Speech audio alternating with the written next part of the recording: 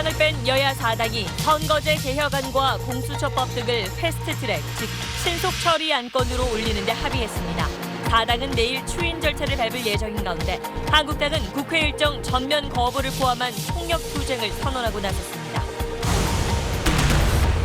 횡령과 탈세 등의 혐의로 총수부자가 잇따라 검찰 수사를 받은 효성그룹이 총수 일가 변호 비용으로 수백억 원대의 회사 돈을 끌어다 쓴 의혹이 제기됐습니다. 또 수사의 고비마다 검찰 고위직 출신 변호사들과 회사가 거액의 자문 계약을 맺은 것으로 나타났습니다. 끝까지 판다해서 추적했습니다.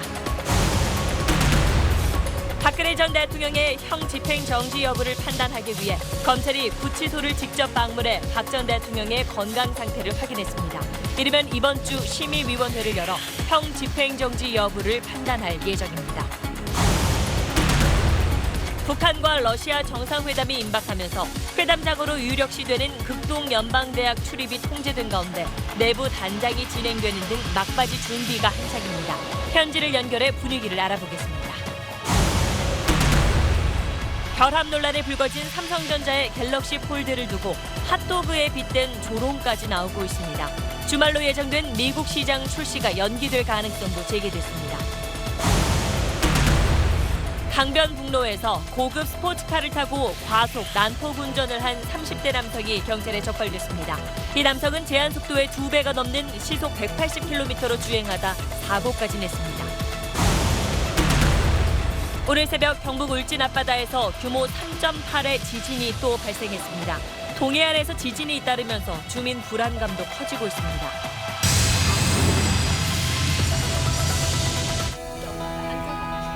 마스크가 필요 없는 세상으로. 내일을 바꾸는 현대 수소전기차.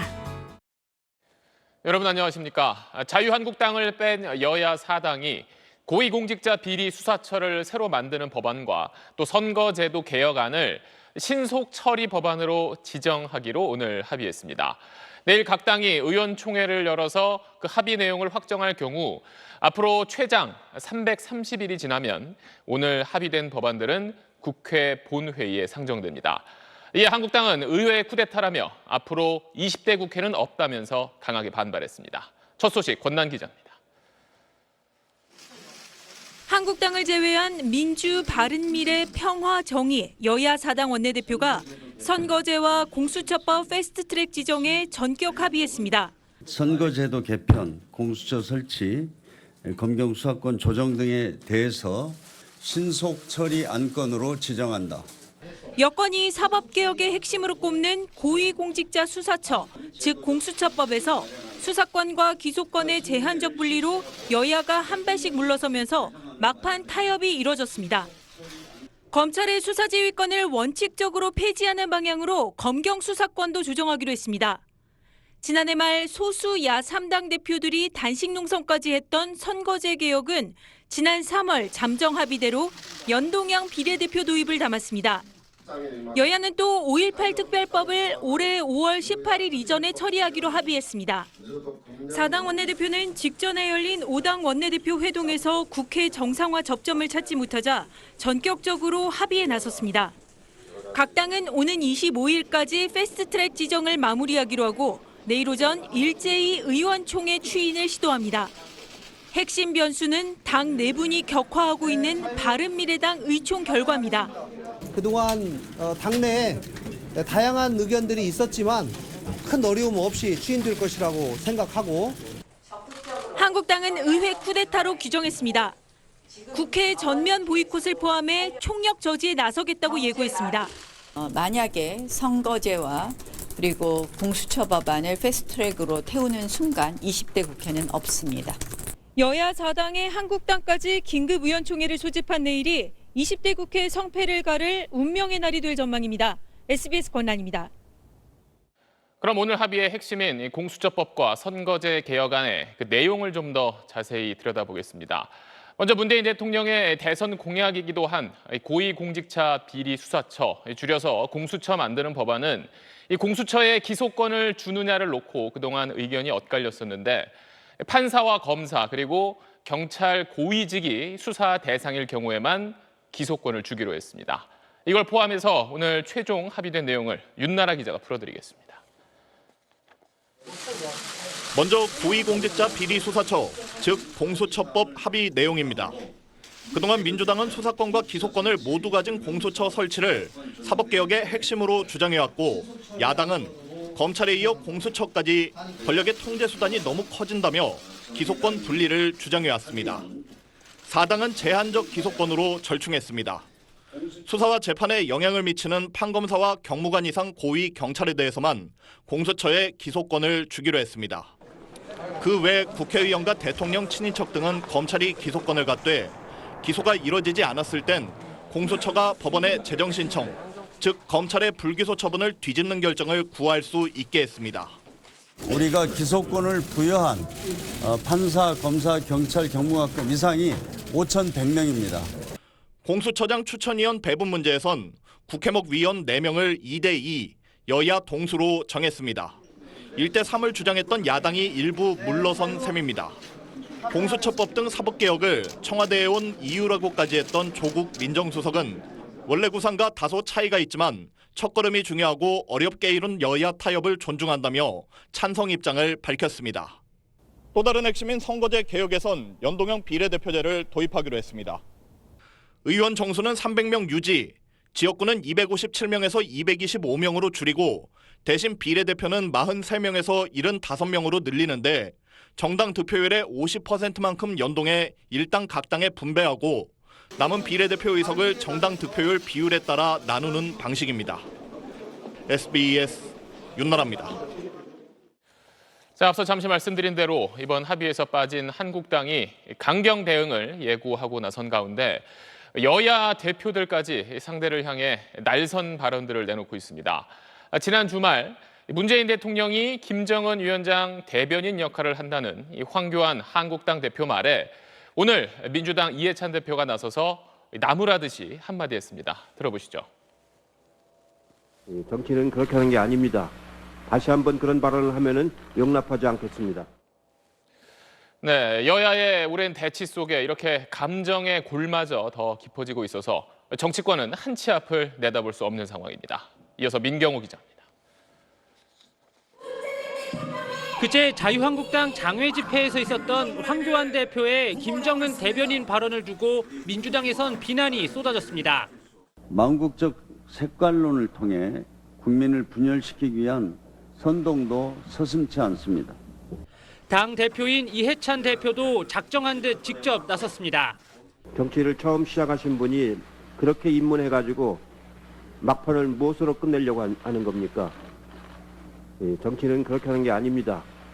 칠선인 이 대표가 황 대표를 정치 신인으로 규정하고 훈계하듯 나무란 셈입니다. 이를 들은 황 대표 지지 않고 받아쳤습니다.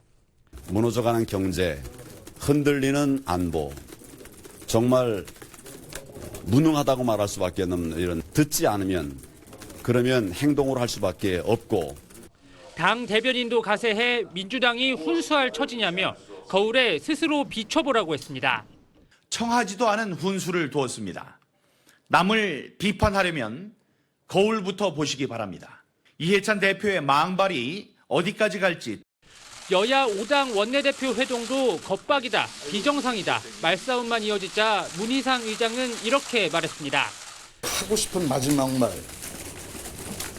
그리고 그걸 하면 속이 시원할 말, 그 말 마지막 말 한마디는 아껴야 의회주의는 살아요.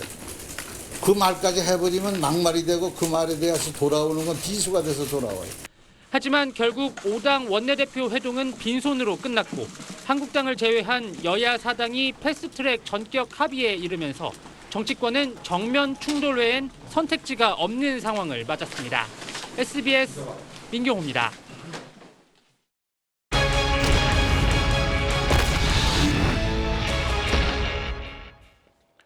SBS 탐사보도 끝까지 판다팀이 이번에 취재한 내용은 국내 한 재벌 기업과 그 기업이 고용한 검찰의 고위직 출신 변호사, 즉 전관들에 대한 이야기입니다. 저희가 취재한 기업은 바로 50곳이 넘는 계열사를 거느린 국내 재계순위 20위권의 회사 효성입니다. 효성은 조성래 명예회장이 1,000억 원이 넘는 세금을 내지 않은 혐의로 또 그 큰아들 조현준 회장은 200억 원대 횡령 또 배임 혐의로 기소돼서 현재 재판을 받고 있습니다. 지금 방금 말씀드린 거 말고도 총수 일가가 다른 소송에 얽혀 있기도 한데 저희 취재팀이 변호사 비용과 관련된 효성 내부 자료를 입수했습니다. 그걸 분석해 봤더니 변호사 비용을 총수 개인이 아니라 대부분 회사에서 내고 있었고 그 액수가 무려 400억 원에 이르는 걸로 파악됐습니다. 그 돈으로 검찰 최고위직 출신의 변호인단을 꾸린 건데 그럼 먼저 이 많은 변호사 비용을 왜 회사 돈으로 낸 건지부터 짚어보겠습니다. 먼저 김지성 기자입니다. 효성 총수 가족이 연루된 기업 비리에 대해 검찰이 대규모 수사를 벌인 건 크게 두 번입니다. 먼저 2013년 1,300억 원대 탈세 등으로 조성래 명예회장과 조현준 회장 부자가 검찰 포토라인에 섰습니다. 검찰 조사에 성실히 임하고 있습니다. 이 수사 때부터 효성이 변호사들과 체결한 계약서와 내부 회계 자료를 끝까지 판다팀이 입수해 분석했습니다. 2013년 시작된 수사 단계에서만 회사가 지출한 변호사 비용이 121억 원이었습니다.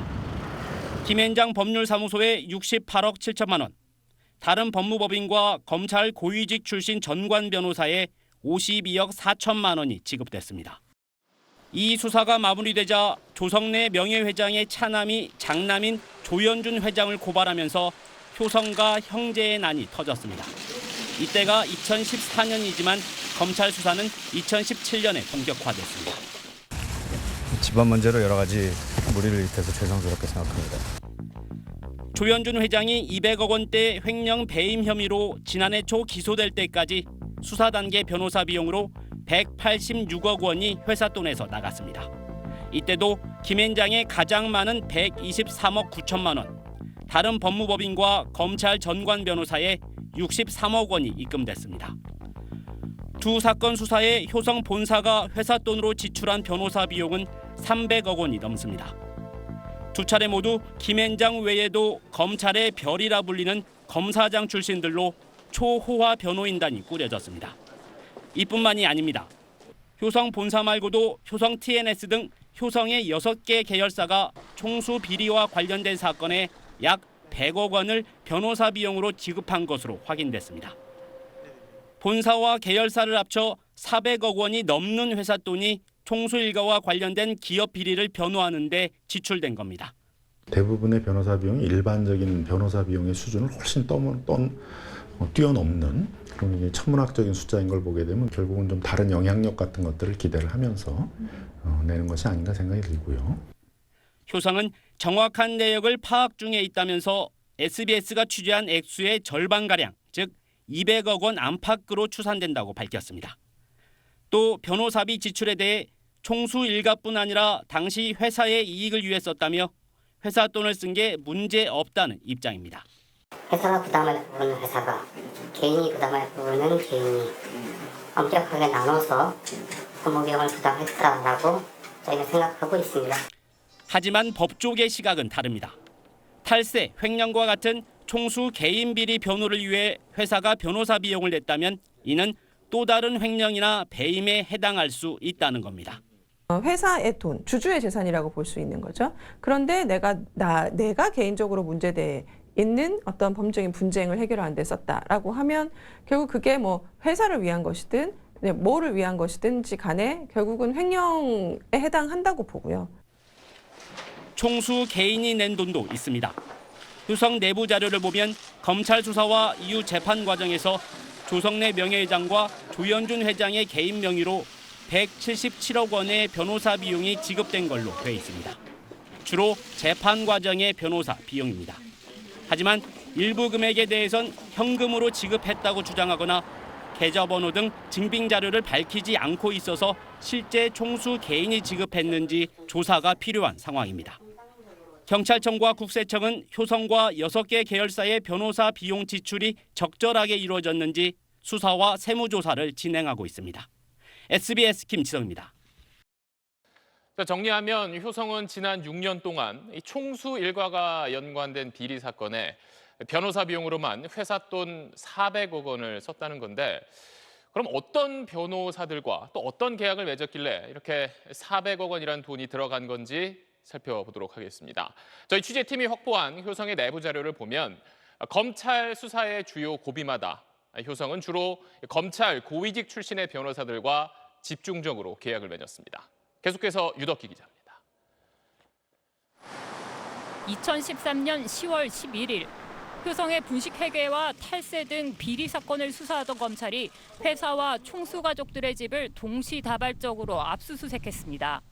이때부터 효성은 검찰 고위직 출신 변호사들과 잇따라 법률 계약을 맺습니다. 계약 상대방은 특수수사통으로 이름을 날린 검사장 출신이 대부분이었습니다. A 변호사와는 2달 자문에 2억 원을 지급하는 초단기 계약을 맺습니다. 연말 조현준 회장 소환이 임박해오자 자문료가 껑충 오릅니다.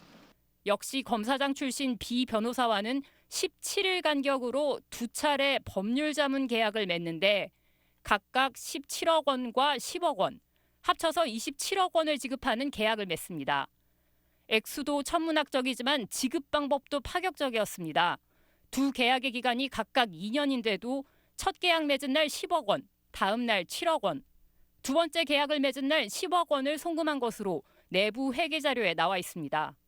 일반적으로는 매월 자문료를 얼마 이렇게 지급하지 2년 계약해놓고 2년분을 선불로 지급하는 경우는 드물죠. 굳이 이런 형태의 자문 계약을 체결한 것은 형사건 변론일 가능성이 많고 또 회사 비용으로 지출하기 위해서 이렇게 거의 그 자문 계약을 형사 짧은 기간에 선불로 지급하면서 자문 계약을 체결한 게 아닌가 그런 의심이 가네요. 이 밖에도 검사장 출신 변호사가 대표로 있는 법무법인들과 잇따라 수억 원씩 자문료를 지급하는 계약이 체결됩니다. 압수수색 이후 모두 10여 건의 계약이 체결되는데 석 달 사이에 이뤄진 일입니다. 가장 이제 우선적으로 절박한 것이 뭐냐면 구속되느냐 안 되느냐의 문제 아니겠습니까? 어떻게 해서든지 구속을 면하고 싶은 경우가 많을 거란 말이죠. 그러한 경우에 소위 검찰 출신의 정관들이 등장합니다.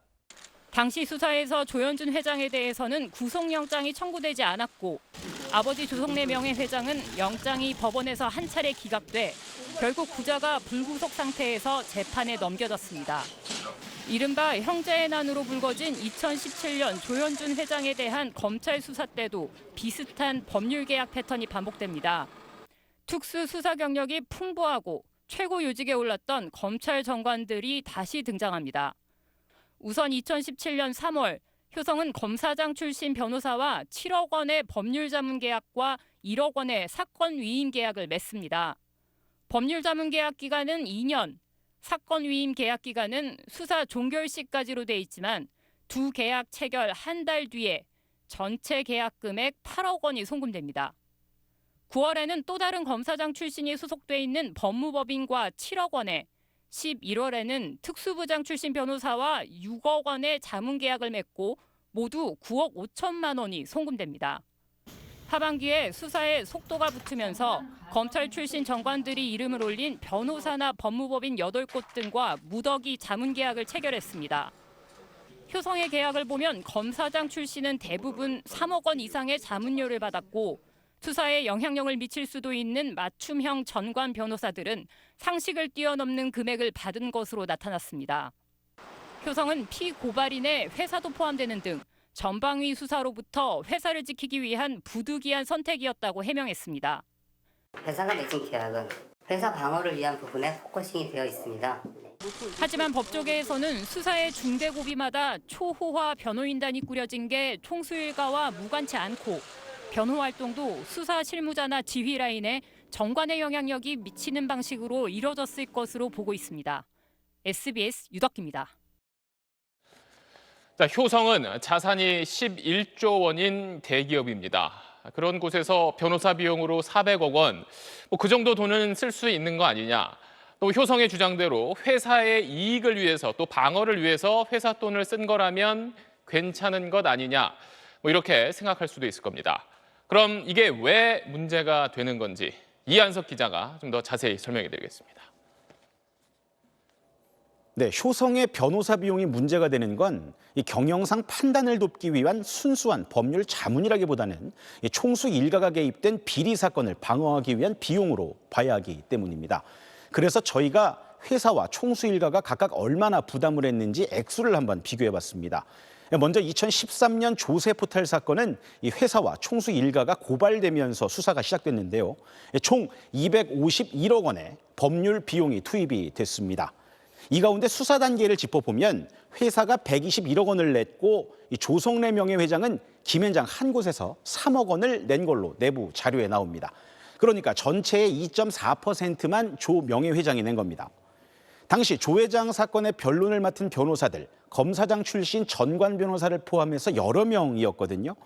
총수의 변호사 비용 중 상당액을 회사가 대신 부담해 준 셈입니다. 2017년 전후에 조현준 회장 비리 사건으로 지출된 변호사 비용도 살펴보겠습니다. 이 수사 단계에서 효성이 186억 원을 냈고 조 회장 개인 돈으로 낸 건 15억 원에 불과한 걸로 내부 자료에 나옵니다. 이 수사가 본격적으로 이루어진 2017년 딱 한 해만 놓고 보면 이 사건 하나에만 최소 30명 가까운 변호인이 뛰었고 회사 돈 84억 원을 쏟아부었습니다. 이 사건 처리를 위해서 김앤장 법률사무소와 법무법인 등 효성이 17곳을 동원을 했는데요. 이름만 들어도 알 수 있는 검찰 고위직 출신 전관 변호사 등 11명이 자문 계약을 맺었습니다. 전체 법률 비용이 모두 총수 개인을 위해 쓰였다 이렇게 말할 수는 없지만 적어도 전관 변호사들의 자문료만큼은 총수 일가와 무관할 수 없다는 게 법조계 견해입니다. SBS 이한석입니다. 자, 그럼 이 내용 취재한 끝까지 판다팀 김지성 기자와 오늘 보도 내용 정리를 해보겠습니다. 자, 검사장급 이상, 말 그대로 호화 변호인단을 꾸려서 그런지 또 맞춤 변호인단이라서 그런지 변호사 비용으로만 400억 원이 들어갔다고 하는데 여기에 대해서 효성 쪽은 뭐라고 이야기를 하나요? 네, 효성 답변은 이렇습니다. 우선 회사 돈에서 지급한 변호사 비용은 400억 원이 아니고 200억 원 수준이다. 네. 그리고 회사를 위한 비용은 회사가, 총수 일가를 위한 비용은 개인이 엄격하게 구분을 했기 때문에 문제가 안 된다. 이렇게 반박을 하고 있는데요. 네. 그렇다면 그렇게 어떻게 엄격하게 구분을 했느냐 내용을 알려달라 이렇게 물어봤더니 효성 측은 회사를 위한 비용과 총수 일가를 위한 비용이 섞여 있어서 명확히 말하기는 어렵다. 이런 애매모호한 답변을 내놨습니다. 네. 변호사 비용이 200억 원인지 400억 원인지는 현재 진행 중인 경찰 수사를 통해서 밝혀질 걸로 보입니다. 그런데 아까 효성 쪽 사람들 주장도 그렇지만 대주주인데 회사를 좀 지키기 위해서 회사 이익을 위해서 회사 돈으로 변호사 비용 될 수 있는 거 아니냐 이런 시각이 있을 수도 있는데요. 만약에 총수의 개인 비리인데 회사 돈으로 변호사 비용을 냈다. 그렇다면 횡령이나 배임에 해당할 수 있다는 게 대법원 판례로 명확하게 나와 있습니다. 네. 그리고 게다가 효성은 상장 기업이잖아요. 그렇죠. 만약에 비용으로 나가지 않았다면 그만큼 이익이 되는 돈인데 오너 일가를 제외한 대부분의 주주, 그러니까 즉 일반인들이 그만큼 손해를 떠안는 셈입니다. 네. 또 이런 거액의 변호사 비용을 지출했을 때 과연 회사 내부의 정상적인 절차를 거쳤을지도 의문입니다. 네, 역시 이렇게 주주들의 피해로 갈 수 있다는 점에서 이제 문제가 된다는 건데 앞서 네. 이제 여러 가지 아직 의문이 남아있기 때문에 좀 후속 보도가 이어져야 할 것 같은데요. 네, 내일은 검찰 고위직 출신 전관 변호사들과 효성이 체결한 계약서의 구체적인 내용을 상세하게 공개할 예정입니다. 이 계약서의 내용을 보면 회사 돈이 회사가 아니라 총수 일가를 위해 쓰였다는 의혹이 정황이 더 구체적으로 드러납니다. 네.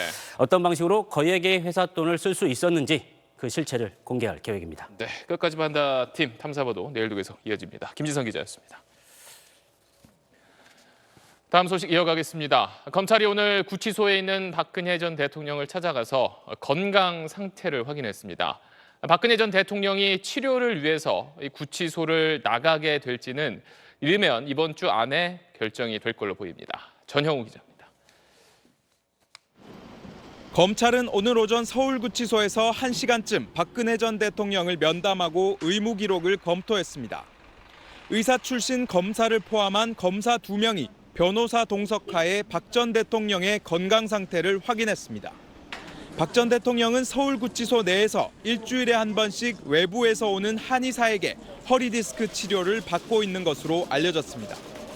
검찰은 조만간 형집행정지 심의위원회를 구성해 오늘 방문조사 결과와 진료 기록 등을 토대로 형집행정지 여부를 판단할 계획입니다. 심의위는 서울중앙지검 2차장을 위원장으로 하고 검사 3명과 외부 전문가 3명 등 총 7명으로 구성되는데 과반수 이상 찬성으로 집행정지를 의결합니다. 형사소송법은 건강을 현저히 상하거나 생명을 보존할 수 없다는 염려가 있을 때 형집행정지를 할 수 있도록 규정하고 있습니다. 수감자 연령이 70세 이상이거나 임신, 출산 등의 사유, 부양할 직계 존비속이 있는 경우도 가능하지만 박 전 대통령은 해당되지 않습니다. 조건이 까다롭다 보니 매년 형집행정지로 출소하는 비율은 전체 출소자의 0.4에서 0.5% 정도에 불과합니다. 검찰은 이번 주 안에 심의위 개최를 추진할 계획인데 심의위가 열리는 당일 일반적으로 의결까지 진행되는 만큼 박 전 대통령의 형 집행정지 여부는 이르면 이번 주 결정될 것으로 보입니다. SBS 전영우입니다. 지난주 세월호 참사 우주기를 앞두고 희생자와 유가족들을 모욕하는 막말을 한 차명진 전 의원을 유족들이 오늘 검찰에 고소했습니다. 또 이와 함께 5.18 망언을 한 한국당 김술래 의원의 모교 숙명여대에서는 김 의원을 규탄하는 서명이 시작돼서 1,000명 넘게 참여했습니다. 정다은 기자가 취재했습니다. 차명진, 정진석을 즉각 처벌하라!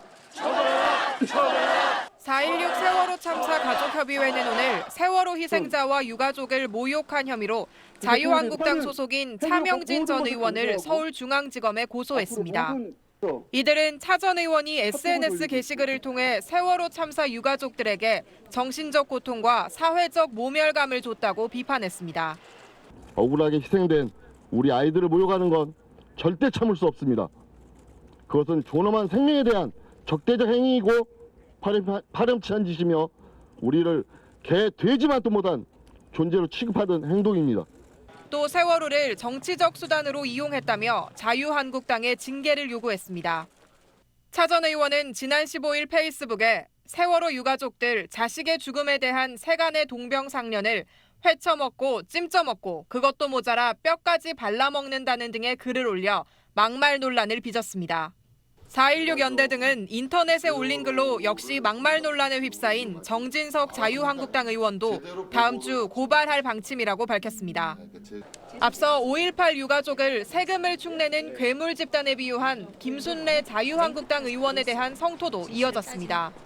김 의원의 모교인 숙명여대의 동문들은 지난 11일부터 19일까지 김 의원을 규탄하는 연서명을 진행했습니다. 누가 듣더라도 일단 터무니없는 그런 소리라고 생각을 하고 학생들이 이렇게까지 강경하게 나오는 거에 대해서는 그만큼의 말에 그런 무게가 있기 때문에 연서명에는 1,000명 이상의 동문이 참여했습니다. SBS 정다은입니다. 연일 논란이 뜨거운 삼성 갤럭시 폴드입니다. 이번 주말 미국 시장에 출시하기로 되어 있는데 연기될 수 있다는 관측이 나오고 있습니다.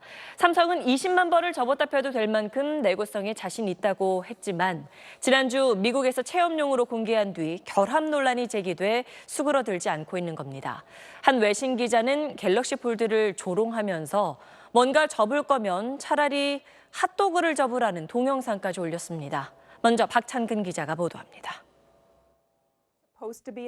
미국 월스트리트 저널이 유튜브 채널에 올린 동영상입니다. 기자가 종이, 의자를 접거나 갤럭시 폴드 사이에 소시지를 넣는 장면까지 연출합니다. If you really want to fold something right now, fold this. Or this. Or this. Or this. Don't buy this. And don't fold this. 화면 결합 논란을 노골적으로 조롱한 기자는 우리는 시험용이 아니다라는 제목의 별도 기사로 삼성전자가 준비 안 된 제품을 내놨다고 비판했습니다. 이 영상은 조회수가 50만 건을 훌쩍 넘겼지만 전문성보다 감정적인 비꼬기에 치우쳐 실망스럽다는 비공감 댓글이 더 많이 달리고 있습니다. 하지만 삼성전자는 화면 결합 논란이 계속 커지자 당혹스런 분위기입니다. 이상현상이 나타났다는 미국 내 시연 제품들을 모두 한국의 수원 본사로 가져와 정밀 분석에 들어간 데 이어 내일과 모레 중국 언론을 상대로 벌일 예정이었던 갤럭시 폴드 공개 행사를 연기했습니다. 분석 결과에 따라선 오는 26일로 예정된 미국 출시가 연기될 가능성도 점쳐집니다. SBS 박찬근입니다. 삼성은 갤럭시 폴드 화면을 덮고 있는 특수 소재 보호막을 사용자가 모르고 벗겨내면서 문제가 발생했다고 설명했습니다. 하지만 그만큼 중요한 거라면 화면 보호막을 오해해 떼지 않도록 충분한 안내가 있어야 했다는 반박이 나옵니다. 논란의 핵심을 엄민재 기자가 짚어봤습니다. 스마트폰 화면엔 OLED, 즉 유기발광 다이오드 패널이 쓰입니다. OLED는 특성상 외부 충격에 취약하고 산소와 수분에 약하기 때문에 이를 보호하기 위해 강화 유리로 된 보호막을 마지막으로 화면에 덮게 됩니다. 그런데 접고 펴기를 반복해야 하는 폴더블 폰은 화면에 유리를 쓸 수 없기 때문에 대신 플라스틱 소재의 필름으로 화면을 덮게 됩니다. 이 필름이 기존 스마트폰의 유리와 같은 겁니다. 제일 바닥에 있는 기판부터 제일 위에 있는 그 커버 글라스나 커버 플라스틱까지는 일체화된 하나의 디스플레이 패널이에요. 거기서 일부가 손상이 되면 당연히 소재의 작동에 문제가 생기죠.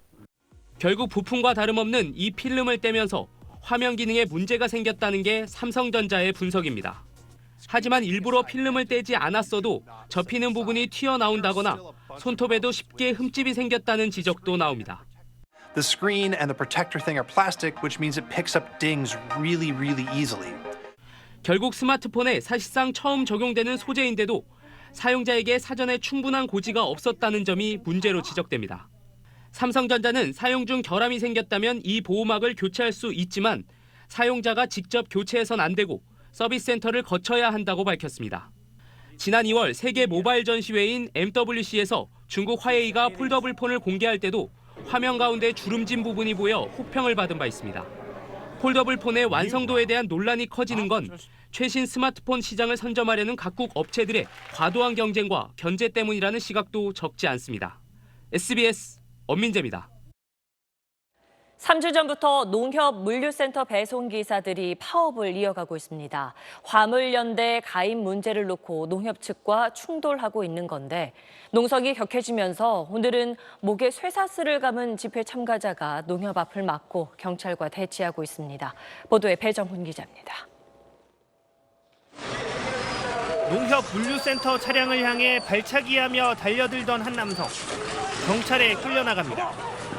대화를 나눠야겠다며 차량 운행을 막으려던 또 다른 남성도 곧바로 제지당합니다.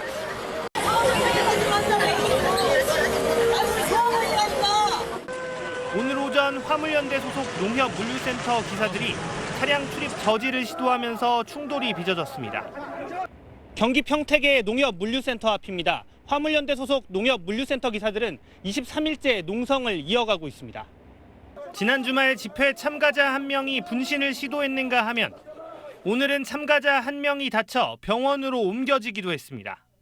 갈등은 화물연대 가입 문제를 놓고 촉발됐습니다. 농협 측이 지난달 화물연대 탈퇴 요구를 거부한 기사 81명에게 재계약 불가를 통보하자 화물연대 측이 실력 행사에 나선 겁니다. 개선 사항을 얘기를 하면은 당장 차를 빼라고 하니까요. 그래서 그런 사항을 좀 개선하기 위해서 저희가 노조를 결성을 한 것이고, 농산물 출고량은 평균 대비 30%, 배송처는 50%가 감소한 상황입니다. 현재까지의 손해액은 약 20억 원으로서 화물연대 집회 참가자들이 목에 쇠사슬을 감은 채 물류센터 봉쇄에 나서면서 경찰과 대치가 계속되고 있습니다. SBS 배정훈입니다. 시속 180km로 서울 강변북로를 달리던 30대 남성이 붙잡혔습니다. 결국 사고를 내고서야 멈춰선 건데 난폭 운전을 한 이유를 집안일로 받은 스트레스 때문이라고 말했습니다. 고정현 기자입니다. 흰색 스포츠카가 강변북로 위에서 굉음을 내며 질주합니다. 도로 바닥에 적힌 제한속도 시속 90km란 문구가 무색하게 순간 최고 시속 180km로 두세 개 차선을 수시로 넘나듭니다. 차량 사이를 아찔하게 스쳐 앞지르나 싶더니 미처 충돌을 피하지 못하고 도로 위에서 한 바퀴를 돌아 가드레일을 그대로 들이받습니다. 33살 이모 씨가 지난 1월 자신의 스포츠카로 서울 강변북로에서 난폭 운전을 하다 사고를 내 3명이 다쳤습니다. 정말 순식간에 일어났어요. 1초 사이로 제가 기억이 잘 안 나요. 제 차는 일단 괜찮은데. 이 씨는 서울 광진구에 있는 자신의 집에서 25km 정도를 최고 시속 180km로 내달렸습니다. 이 씨는 이런 광란의 질주극을 벌인 이유로 스트레스를 댔습니다. 집안에 어떤 개인적 사유로 인해서 좀 스트레스 받는 일이 있어가지고 본인 스스로 스트레스 풀기 위해 속도를 내서 경찰은 이 씨가 동종 전과가 없는 점 등을 참작해 지난 17일 불구속 상태로 사건을 검찰에 넘겼습니다. SBS 고정현입니다. 이번엔 마약 수사 관련 소식 이어갑니다. 경찰이 마약을 투약한 혐의로 현대그룹 3세 정모 씨에 대해 구속영장을 신청했습니다. 황하나 씨와 함께 마약을 한 혐의를 받는 연예인 박유천 씨는 오늘 3번째 조사를 받았는데 경찰은 이번 주 안에 황 씨와 대질 신문하는 방안도 검토하고 있습니다. 박재현 기자입니다. 경찰이 체포 이틀 만에 현대그룹 3세 정모 씨에 대한 구속영장을 신청했습니다. 마약 구매 투약 혐의 인정하십니까? 과거 유학 시절 알게 된 이모 씨로부터 변종 마약인 대마 액상 카트리지를 구매해 11차례 투약한 혐의입니다. 앞서 구속된 SK그룹 3세 최모 씨와 함께 대마를 피인 사실도 확인됐습니다. 정 씨는 혐의를 대부분 인정한 걸로 알려졌습니다. 경찰은 역시 마약 투약 혐의를 받는 가수 겸 배우 박유천 씨도 불러 오늘 3차 조사를 이어갔습니다. 혐의 전면 부인하고 계시나요, 여전히? 연인 사이였던 남양유업 창업주 외손녀 황하나 씨와 함께 마약을 투약한 혐의를 받고 있습니다. 경찰은 황 씨의 진술과 함께 CCTV 영상 등 관련 증거를 확보했지만 박 씨가 계속 혐의를 부인함에 따라 이번 주 안에 두 사람을 대질 조사하는 방안을 검토 중입니다. 경찰은 또 지난 2015년 황하나 씨와 관련된 마약 사건을 부실하게 수사한 혐의로 당시 사건을 맡았던 경찰관 2명을 입건했습니다. SBS 박재현입니다. 평창올림픽 컬링 은메달리스트 팀킴의 지도자였던 김경두 씨와 장반석 씨에 대한 경찰 수사가 속도를 내고 있습니다. 경찰은 두 사람을 사기와 횡령 혐의로 입건했고 세무당국도 김경두 씨의 탈세 여부를 조사하고 있습니다. 보도에 이정찬 기자입니다. 경북지방경찰청 지능범죄수사대는 최근 의성 컬링 훈련원을 비롯해 김경두 전 대한컬링연맹 부회장과 김 씨의 사위인 장반석 전 올림픽 대표팀 감독의 집 등을 압수수색했습니다. 지난주엔 김 씨와 장 씨를 소환해 문화체육관광부 감사에서 드러난 혐의를 조사했습니다. 김 전 부회장은 공공시설인 컬링 훈련원을 사유화하고 이 과정에서 5억 원이 넘는 금액을 부당하게 사용했다는 혐의를 받고 있고 장 전 감독은 컬링연맹 후원사로부터 받은 지원금 약 2억 원을 부당하게 써 보조금 관리법을 위반했다는 지적을 받았습니다. 또 SBS가 보도한 선수단 상금과 경력금 횡령, 훈련비를 이중으로 청구한 정황 등에 대한 수사도 진행 중입니다. 김경두 씨하고 장반석 두 분을 입건해가지고 혐의 요구에 대해서 아주 철저하고 공정하게 수사를 진행할 그런 계획입니다. 김 전 부회장과 장 전 감독 측은 정부 감사 결과에 이의 신청을 하고 혐의에 대해선 대부분 부인하고 있습니다. 일부 소액에 대한 영수증 첨부상의 착오가 있었다라고 하는 부분은 인정할 여지도 있겠지만 고의적인 범죄 행위다라고 하는 부분은 전면 부인입니다. 이와는 별도로 세무당국에서도 김 씨가 컬링 훈련원 매출을 4억 원 이상 과소신고하고 11억 원이 넘는 사용료에 대한 부가가치세를 내지 않은 정황에 대해 조사에 착수했습니다. SBS 이정찬입니다. 오늘 새벽 경북 울진 앞바다에서 규모 3.8의 지진이 발생했습니다. 사흘 전에 규모 4.2의 지진이 발생한 강원도 앞바다의 아래쪽인데요. 이렇게 동해에서 규모 3 이상의 지진이 발생한 게 올해에만 벌써 4번째입니다. 정구희 기자가 자세히 전해드립니다. 경북 울진의 한 도로에 설치돼 있던 CCTV가 갑자기 흔들립니다. 해가 막 떠오르기 시작한 새벽 5시 45분쯤 울진에서 동남쪽으로 38km 떨어진 해역에서 규모 3.8의 지진이 일어났습니다. 새벽이라 신고가 많지는 않았지만 경북과 강원도, 충청북도까지 흔들림이 감지됐습니다. 특히 강진 피해를 입었던 포항 시민들은 한순간 공포에 휩싸였습니다. 삐릭삐릭 소리 나서 놀래가지고 깼는데 그렇게 지진이 일어났다고 나왔어요. 그래서 가슴이 철렁하고. 다행히 피해 접수는 없었고 울진의 원전들도 정상 가동됐습니다. 이번 지진이 난 곳의 반경 50km 안에선 지난 1978년 이후 지금까지 규모 2 이상의 지진이 75차례나 있었습니다.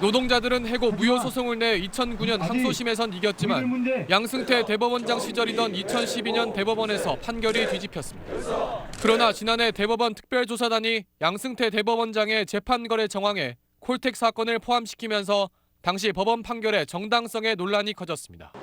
노조는 1인 시위와 단식 농성 등으로 회사를 압박했고 지난 15일부터 연속으로 교섭을 벌인 끝에 복직 합의를 이끌어냈습니다. SBS 손형아입니다. 몇 달 전 일본군 초계기가 우리 함정에 근접 비행한 것과 관련해서 우리 군이 일본에 전달했던 내용이 일본 언론에 공개되면서 그 갈등이 다시 커질 조짐입니다. 원래 서로 공개하지 않기로 했던 내용을 일본이 밝힌 건데 우리 군의 미숙한 대응도 짚고 넘어가야 할 부분입니다. 자세한 내용은 임상범 기자가 전하겠습니다. 한일 간 이른바 레이더 갈등이 한창이던 지난 1월 말 정경두 국방장관은 일본 초계기의 위협 비행에 수칙대로 강력히 대응하라고 지시했습니다. 일본 요미우리 신문은 실제로 이때 우리 정부가 한국 해군 함정으로부터 3해리 이내에 들어온 1군용기에 대해 사격 통제 레이더를 가동하겠다는 통보를 했다고 전했습니다. 오늘 오전 정례 브리핑에서 통보 사실 자체를 부인하던 국방부는 오후 들어 지난 1월 일본 대사관 무관을 조치해 3해리 이내로 접근할 경우 추적 레이더를 비추기 전에 경고 통신을 할 수 있다는 원칙을 전했다고 말을 바꿨습니다. 한일 양측은 지난 10일 실무회의를 열었지만 우방국에 대해 과도한 군사적인 조치를 철회하라, 군용기가 타국 함정에 3해리 이내에 접근하지 않는다는 것은 국제 관례라고 맞섰습니다. 한일 양국은 회의 내용을 공개하지 않기로 했지만 일본 언론에 경고방송 등 사전 조치가 빠진 채 사격 통제 레이더 부분만 중점적으로 보도됐습니다. 안보적 차원의 갈등이 국민 감정 차원에서 논의되거나 처리되어서는 안 되고 대국적으로 한일 양국의 안보적인 이익이 어디에 있는지 좀 신중한 검토가 요구되는 그런 주제라고 생각합니다. 일본 해상자위대는 우리 측의 조치에도 불구하고 기존대로 초계기를 운용한다는 방침이어서 양국 간 군사 갈등은 언제든 불거질 수 있다는 우려를 낳고 있습니다. SBS 임상범입니다. 스페인에 있는 북한 대사관에 들어가 주요 자료들을 훔친 혐의를 받고 있는 한국계 미국인이 미국에서 재판에 넘겨졌습니다. 그 범행을 저질렀다고 주장해온 반북한 단체는 대사관에서 빼낸 자료들을 미국 FBI에 넘겼다고 했었는데 그게 맞다면 미국은 자기한테 협조한 사람들을 왜 재판에 넘긴 건지 그 배경을 정준영 특파원이 분석했습니다. 미국 사법당국이 지난주 로스앤젤레스에서 체포한 반북단체 자유조선의 회원인 크리스토퍼 안을 기소했다고 AP통신이 보도했습니다. 한국계 미국인인 크리스토퍼 안은 지난 2월 북한 대사관에 침입한 혐의로 주동자 에이드리언 홍창과 함께 스페인 법원이 국제 체포영장을 발부한 인물입니다. 크리스토퍼 안은 지난 2017년 암살된 김정남의 아들 김한소를 피신시키는 데 개입했던 인물로도 알려져 있습니다. 북한 대사관에서 탈취한 자료를 미 연방수사국 FBI에 전달한 자유조선 회원을 미국 정부가 재판에 넘기자 자유조선 측은 당황한 분위기입니다. 우군으로 알았던 미국에 오히려 당했다는 건데 이를 두고 여러 해석이 나오고 있습니다. 일단은 스페인과 북한 양쪽을 모두 의식한 조치일 것이란 관측입니다. 스페인의 수사 협조 요청을 거부할 명분이 없는 데다 북한에도 자유조선과 거리 두는 모습을 보여 관계 악화를 원치 않는다는 메시지를 보낼 필요가 있었다는 겁니다.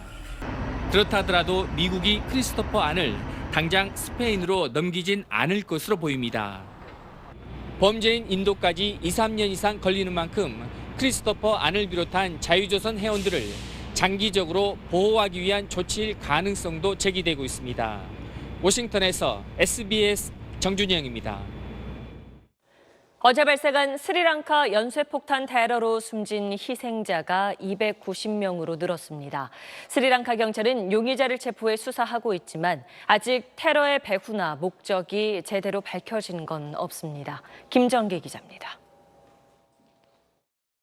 수도 콜롬보를 비롯해 8곳에서 발생한 연쇄 폭발로 지금까지 확인된 사망자만 290명. 이 가운데 36명은 미국과 영국, 터키 등 외국인입니다. 부상자도 500여 명에 달해 앞으로 사망자가 더 늘어날 가능성이 높습니다. 오늘도 수도 콜롬보의 한 교회와 버스 정류장 등에서 폭발물 87개가 발견돼 경찰이 해체 도중 폭발 사고가 일어나기도 했습니다. 스리랑카 경찰이 용의자 24명을 체포해 수사에 들어갔지만 배후와 테러 목적 등은 여전히 안개 속입니다. 테러의 배후를 자처하는 단체도 아직 없습니다. We will take stern action against all those who are responsible for these attacks regardless of their stature. 스리랑카 정부는 열흘 전 외국 정보기관으로부터 입수한 자살 폭탄 공격 정보를 바탕으로 스리랑카 내 이슬람 과격단체 NTJ가 기독교계를 노렸을 가능성에 무게를 두고 있습니다. 부활절 예배 시간에 성당과 교회 그리고 외국인 관광객들이 많은 특급 호텔들이 표적이 됐기 때문입니다. 하지만 이번 테러는 스리랑카의 오래된 민족적, 종교적 갈등과는 궤를 달리합니다. 스리랑카는 인구의 70% 이상인 불교계 싱할리족과 11% 정도인 힌두계 타밀족 사이 26년 내전의 역사를 갖고 있고 이슬람계는 10%, 기독교계는 8%에 불과합니다. 뉴욕타임스는 종교적 갈등에 기대는 종파 정치가 동남아 지역에서 세를 얻고 있다며 소수 종교가 테러에 노출될 가능성이 점점 커질 것으로 전망했습니다. SBS 김정기입니다.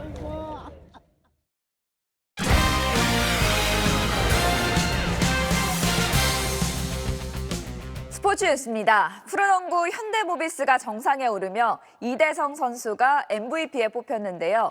다음 달 결혼을 앞두고 최고의 순간을 맞은 이대성은 그토록 원하던 일명 자유이용권까지 받았습니다. 김형렬 기자입니다.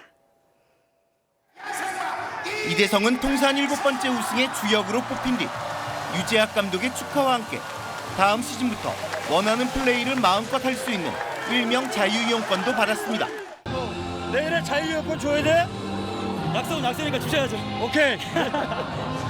우승 뒤풀이에선 MVP급 입담도 뽐냈습니다. 동근이 형한테 농담 삼아 발가락까지 끼워드린다고 얘기했는데 일단 10손가락은 최소한 채워야 될 것 같아요. 3핏! 두 차례 미국 무대에 도전할 만큼 힘든 길을 두려워하지 않는 이대성은 플레이도 쉬운 것보단 어렵고 화려한 걸 추구했습니다.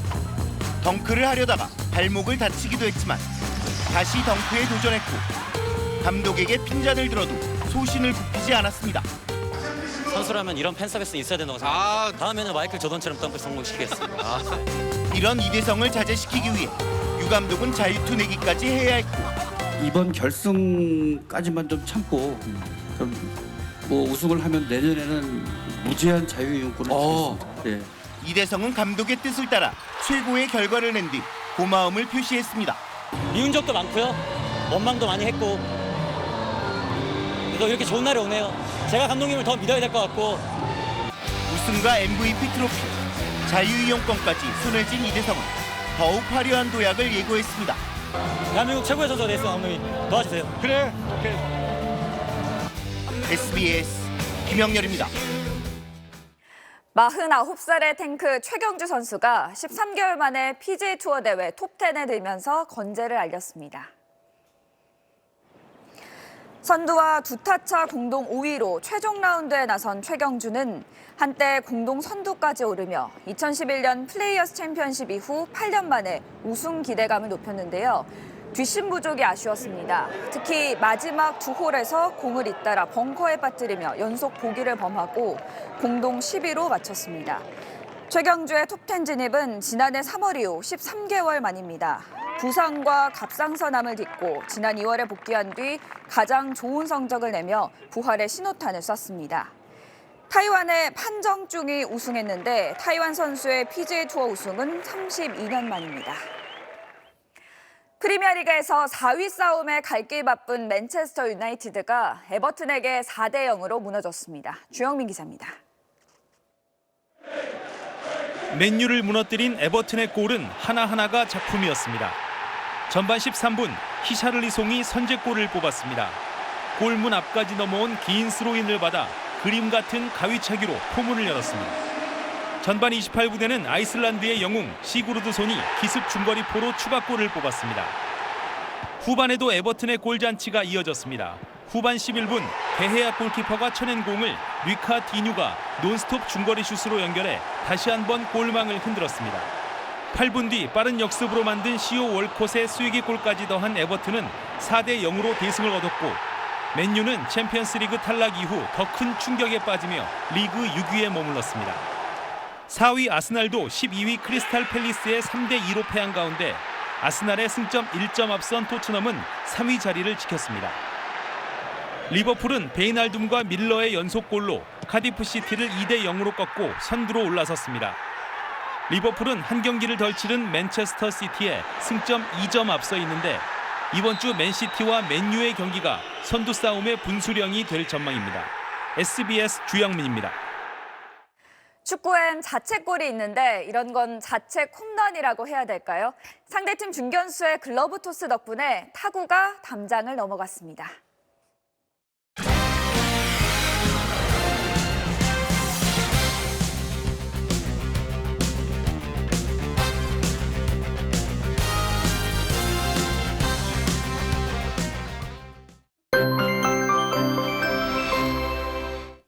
오늘 경기도 안성이 31.4도를 기록했습니다. 동풍이 불어와 동해안 지역은 선선했지만 그 밖에 전국이 올 들어 가장 뜨거운 하루였습니다. 서울도 올해 최고 기온을 기록했고요. 경북 의성과 전주 같은 경우도 30도 가까이 올랐습니다. 내일은 남쪽에서 비구름이 북상합니다. 제주 산지와 제주 남부 지역은 최고 100mm, 남해안은 60mm 안팎의 많은 비가 내리겠고 이들 지역은 벼락과 강풍을 동반하겠습니다. 반면 비가 비교적 늦게 시작되는 수도권 지역은 비의 양이 적을 것으로 보입니다. 중부지방은 내일 비가 오기 전까지 황사 섞인 미세먼지를 조심하셔야겠습니다. 제주 지역은 오후부터, 남해안 지역은 밤부터 요란한 비가 내리겠습니다. 비는 모레 오후면 그쳤다가 주 후반에 다시 내리겠습니다. 날씨였습니다. 네, 월요일 8시 뉴스 여기서 마치겠습니다. 고맙습니다.